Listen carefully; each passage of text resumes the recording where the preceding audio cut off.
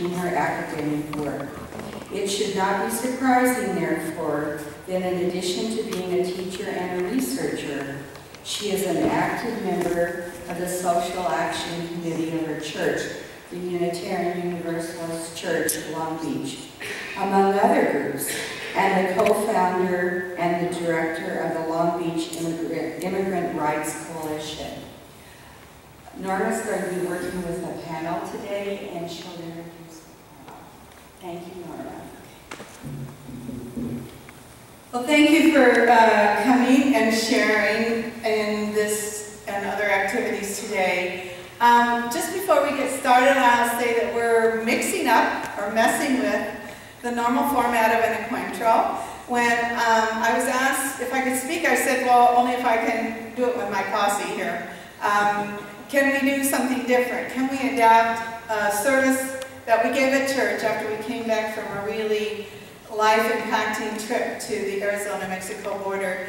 And can we do it in somewhat in the way we would have done it, that we did it at our church? And the reason was because a couple of years ago we started talking about how do we get people to be committed social justice activists? How do we reproduce ourselves? Why is it that we keep asking people and they just don't seem to have the same overall definition of themselves that we do? And so some of our conversations have focused on the fact that we need to speak to people in multiple ways. We need to speak in ways that are transformative and speak to their hearts, touch their emotions, as well as give them information.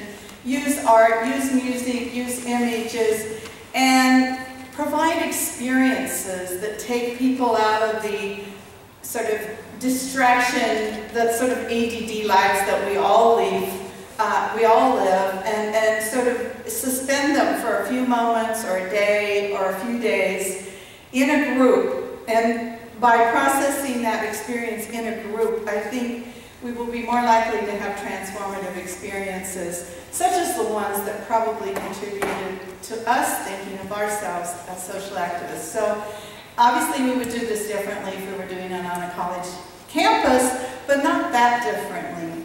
So we're trying to combine ritual and song and images and personal testimonies all in one presentation here. And we're hoping that you'll go along with this. If you're the highly intellectual type, maybe you'll just suspend that a little bit. If you're the non-ritual type, maybe you'll just indulge us for a little bit. And if you're not very spiritual, well, redefine it and come along with us anyway. So I want you to start thinking about journeys that you might have taken, especially ones that involve border crossings. They could be national borders, or they could be other kinds of borders. Borders that we might have taken for granted or not even realized we were crossing until it happened. And we know that crossing borders can be unsettling and uncomfortable. So we also know, however, that through these experiences of discomfort, we may grow, including spiritually.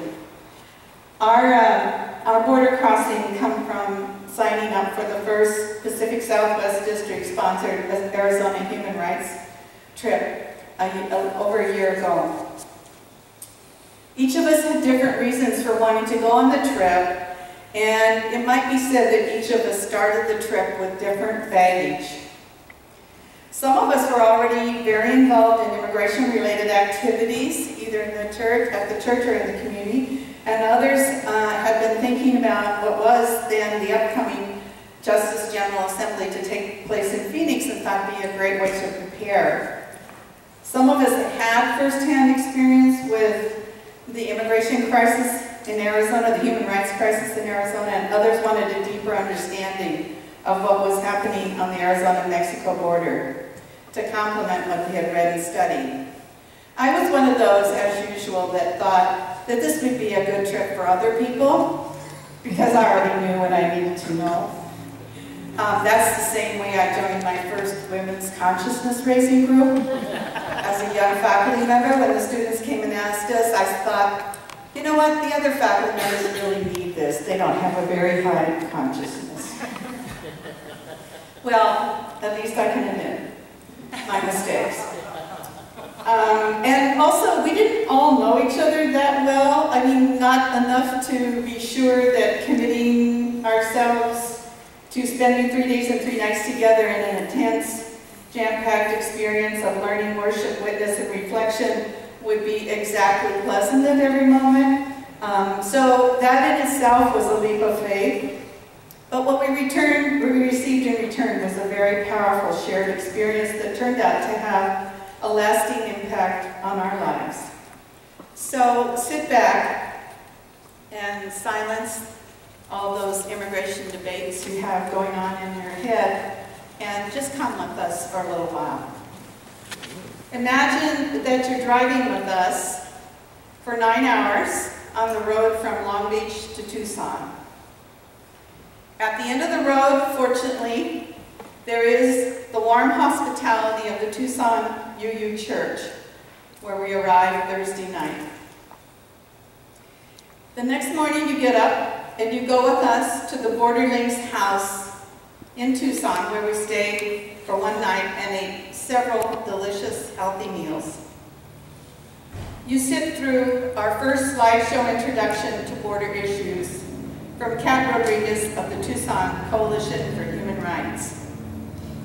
And then, right away, you cross the Arizona-Mexico border to Nogales, Mexico, where you stay for 1 night in a very special place called the House of Hope and Peace, Hogar de la Esperanza y Paz. And then you visit Grupo Beta on the Mexican border side, on the Mexican side of the border, where you get to talk directly with migrants who had recently been deported.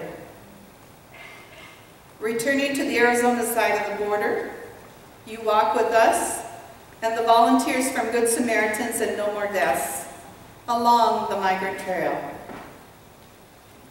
And then returning to worship on Sunday with the Tucson UU congregation before driving back home to Long Beach. We hope when you finish your trip with us, you will want to get involved with more activities related to protecting human rights and creating humane immigration policies, and in the end, creating more loving and tolerant, diverse communities. And as in all Unitarian Universalist gatherings, we light the chalice, and we have a virtual chalice today. We light this chalice in memory of the courage of those who have struggled for freedom, the persistence of those who have struggled for justice, and the love of those who have built beloved communities to carry on the light of hope. And here we're going to sing together the hymn, I'm sure you all know it, Gathered Here. It's very meaningful to us, and after we sing it, I'll give you a little summary of how and why it is so meaningful. Gathered here in the mystery of the hour, gathered here in one strong body, gathered here in the struggle and the power, Spirit draw near. We'll just sing it. We'll have many opportunities throughout the service to sing it. This opening hymn became more and more meaningful to all of us border crossers during the 3 days of our time together. We sang it frequently. We started out singing Tara Let Us. I should have had her lead us. I can't quite hear you. Yeah, I'm so sorry. Better? Yes. Could you pull it up so it's Better? Okay. The 3 words from the final lines were touchstones for our experiences, for our discussions, and for our reflections. Struggle, power, spirit. And the ribbons that we shared and then wore became symbols for all we experienced on our journey. And we invite you to join us in embracing these three potent concepts, especially as they relate to the border crossing experience. Through the three ribbons you all were given, and if you've missed them, you can pick them up as you leave the room. Or, Jen, were you getting up to pass? Okay. Tie them to your wrist or fasten them to your clothing. And remember, struggle, power, spirit.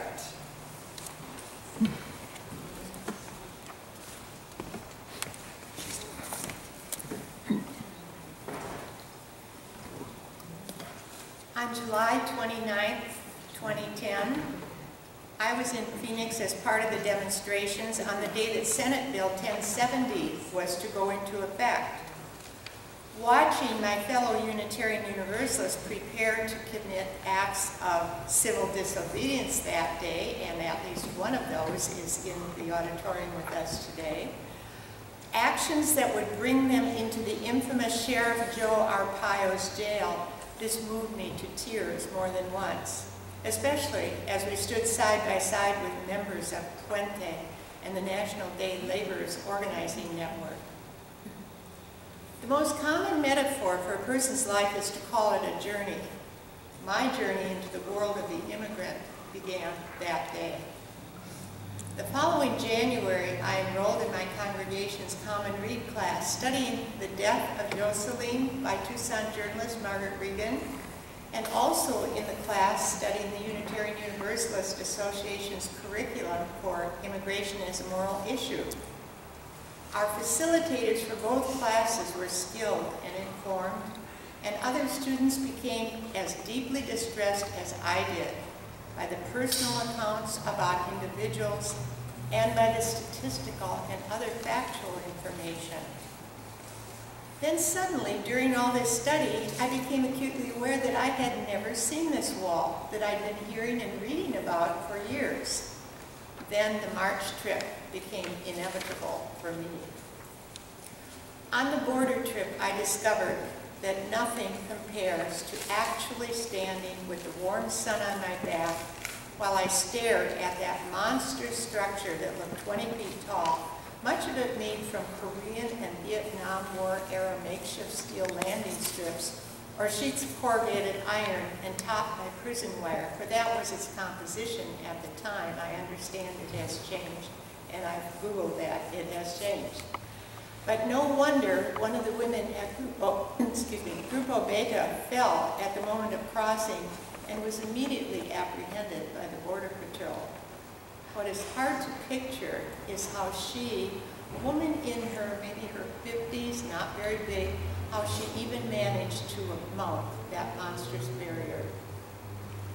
Several years ago, I'd read a tale by another journalist, Sonia Nazario, titled Enrique's Journey. Now in Nogales, meeting a young man who traveled on top of trains all the way from deep inside El Salvador, just as Enrique had, made the grim details of that earlier story come to life for me. I was awed to meet this young man and to see him miraculously all in one piece, where so many others had lost limbs and even their lives on that trek. Yet here he was, ready to embark on the equally perilous passage into the Arizona desert. Back on the U.S. side of the border, the walk through the desert became an experience that's forever burned into my consciousness. In a few moments, Norma will read Maureen's account of seeing the discarded pink backpack and voice the questions that we all felt. What about that sock we noticed under a shrub? The abandoned shoe? So many other items once we began to notice. For a long, long time, I've known that my life's journey is very different from the vast majority of people in this world. I've been aware of my many privileges, but never were those differences portrayed as sharply as they were on the border trip. Back home now, I wonder, how do I go about bridging those differences.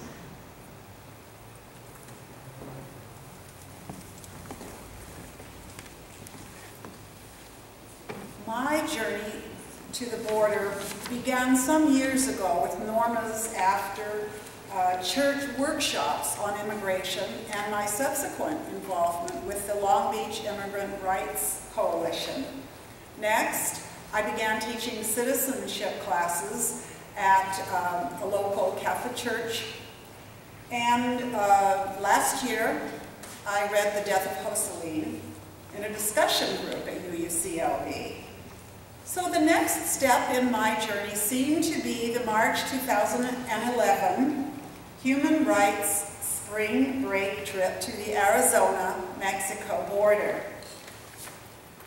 Sponsored by the Pacific Southwest District. What did I expect? I don't think I had expectations, really. Little did I know that this would be a life-changing experience for me. Was I afraid? Yes, I was afraid. I never anticipated that here I would find my courage. One test of courage came in a dusty blue van careening wildly up and down steep, windy dirt roads with ruts in the least strategic places. But we finally did arrive at our destination, Casa Nazarit. Casa Nazarit is part of the Kino Border Initiative, a collaborative effort of 6 Catholic organizations on the border. At the Casa, unaccompanied women and children who are, as you might imagine, extremely vulnerable to exploitation, are offered a safe room, food, and counseling services. Here, I heard unbearably sad and painful stories from several migrant women. Griselda's was one such story. At first, she and her husband traveled in a group, or with a group of migrants. Coyotes said the crossing would be easy. But 9 days in the mountains, in freezing weather, was not easy. She injured her knee, and her husband suffered a severe head injury in a fall. He was unable to walk, and the two of them had to stop. Border agents caught them. American policy dictates that she and her husband had to be sent to separate detention centers. All she knew at that time of our visit, that her husband had been sent back to Mexico, but no one knew where. Juana, another woman, left Casa while we were there. She said to get her children in Tijuana. Smiling hopefully, she waved goodbye and walked out the door. Most likely, she'll attempt the crossing again. When I first entered the shelter, I was overcome with a deep feeling of sadness. These women are alone, without friends or family, and their children left behind. Many have experienced unspeakable tragedies and horrors on their journey.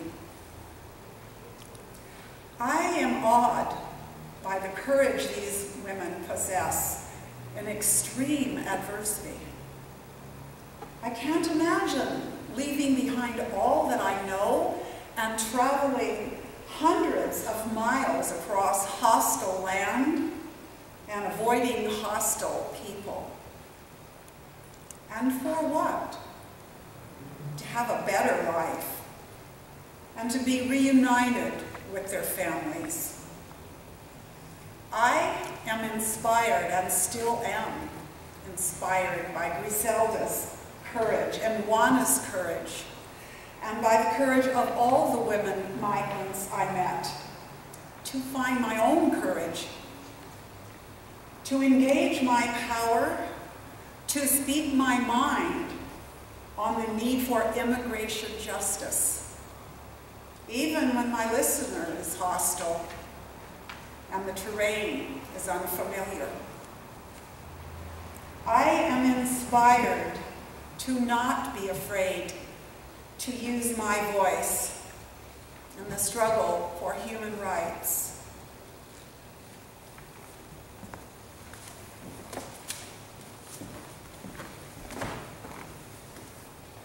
We would like to invite you to join us in a responsive reading, and in order to mess up the format a little more, instead of the leader starting, the group will start, and then I will respond. What's the missing word in the first line? 4? I think it's there, right? No, Provide more. there's a word off, Probably more than, Oh, I see. provide more. A little bit more. Can you get it any closer?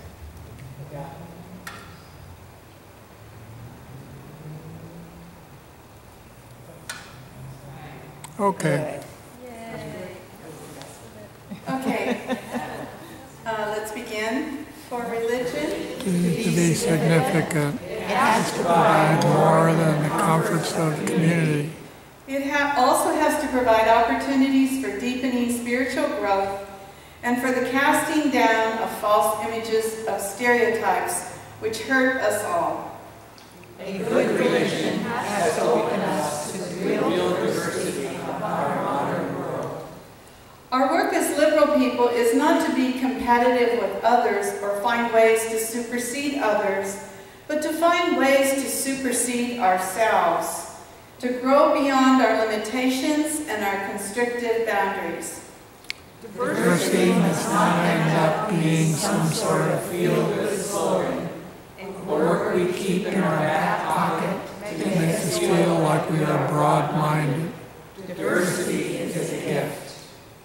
But it cannot be a gift unless it is received, and it is only received when there are hands and hearts open enough to receive it. And the opening of fists into welcoming hands is our spiritual work.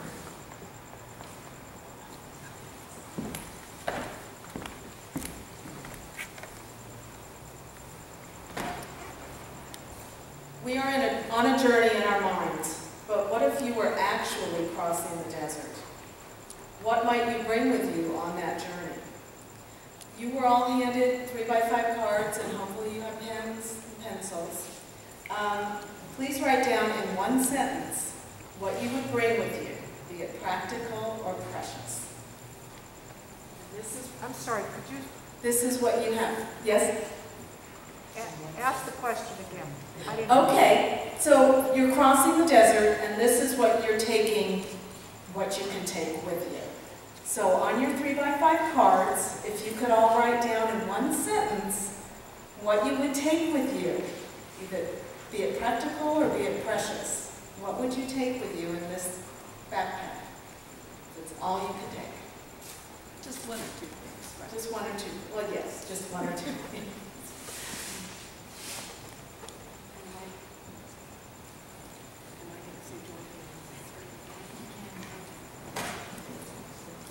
So while you're thinking about that, we'll collect them. We'll give you a little time to think about that. I have another question Oh, yeah. about that, okay? So you're going from where to where, and what is the purpose of your trip? Well, you're leaving, let's say you're leaving Mexico to go. Okay, so you're an leaving home. immigrant and you're crossing migrant. the desert. And this Thank you. is all you Got got. So, what is important enough? Basically, what is important enough to you to take with you on a treacherous journey through the desert in just a backpack? And what means enough to you, or you think that you have to have, you absolutely have to have, as you move on to this new life? What is really important to you?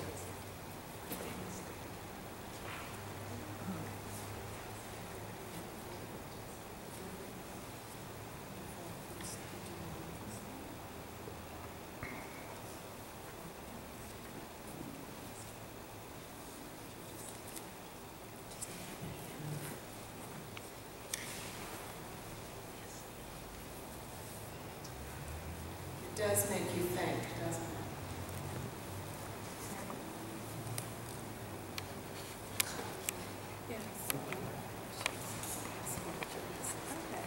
So while you guys are thinking about that and writing down what you're going to take with you, can you sing and write at the same time? No.